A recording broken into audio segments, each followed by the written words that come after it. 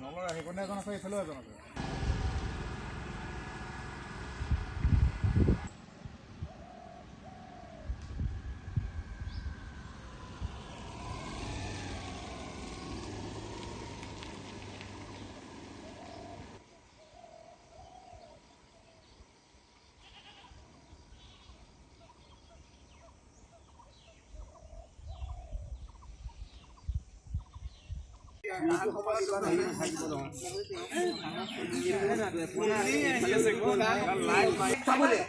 Police নাহে, ডাঙৰ মহলত বিষয়া মানুহ নাহে, কাপোৰ টানি নিছে, মানুহজনক নেপালে বুলিহে কোৱাহেঁতেন কি কৰিলেহেঁতেন, মৰাৰ ব্যৱস্থা কৰিব লাগে।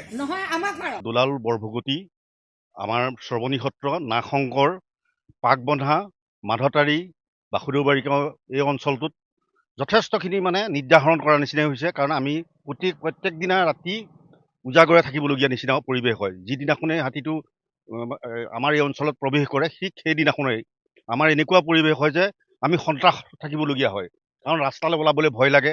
কাৰণ এই হাতীটো অনতিপলমে যদি মানে কিবা চৰকাৰে বিশেষকৈ বন বিভাগে যদি বিশেষ পদক্ষেপ নলয়, আমাৰ বিশেষকৈ এই অঞ্চলৰ মাধতাৰীৰ পৰা ধৰক বৰভুগতিলৈকে এই দুইখন ৰাজহুৱা গাঁৱৰ মানুহৰ মানে বিশেষকৈ সন্ধিয়া মানে ওলোৱা সোমোৱা যথেষ্টখিনি মানে অসুবিধাৰ সৃষ্টি হৈছে।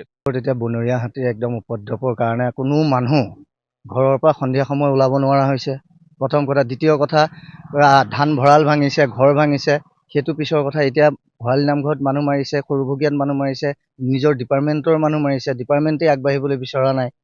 গতিকে সন্ধিয়া সময় বজাৰ সমাৰলৈ যাব নোৱাৰি, 6টা বজাৰ পিছত কলৈকো যাব নোৱাৰি, মানুহ ঘৰে ঘৰে থাকিব লাগে। আৰু যিজন হাতী আহিছে তেখেতে কোনো ভয়েই নকৰে, তেখেতে খালি মানুহ মৰাৰ ধান্দা। গতিকে প্ৰশাসনক এইটো জনাবলৈ বিচাৰিছোঁ যে প্ৰশাসনে নিজৰ বিহিত ব্যৱস্থা এটা লৈ আমাক এই হাতীটোৰ পৰা পৰিত্ৰাণ দিয়ক। অতি দুৰ্ভাগ্যজনক কথা, বন বিভাগ বোলা বিভাগটো আছেনে নাই এতিয়া সন্দেহ হৈছে ৰাইজৰ।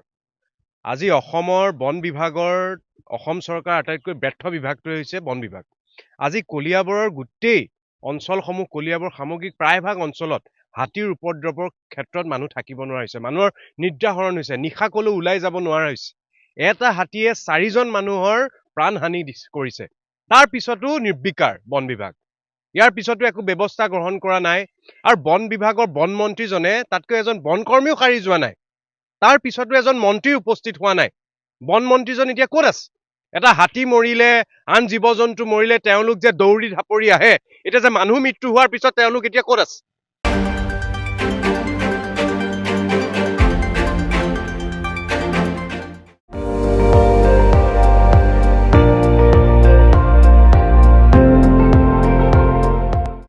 আপুনি চাই আছে ND24, সৰ্বশ্ৰেষ্ঠ নহয় সৰ্বোত্তমৰ দৌৰত।